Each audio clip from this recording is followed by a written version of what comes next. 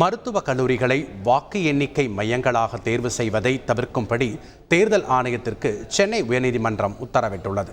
மதுரை மக்களவை தொகுதிக்கான வாக்கு எண்ணிக்கை மையமாக மதுரை அரசு மருத்துவக் கல்லூரி மருத்துவமனையை தேர்ந்தெடுத்ததை எதிர்த்து மாணவர் சங்க தலைவர் ராஜ் முகமது உள்ளிட்டோர் சென்னை உயர்நீதிமன்றத்தில் வழக்கு தாக்கல் செய்திருந்தனர்.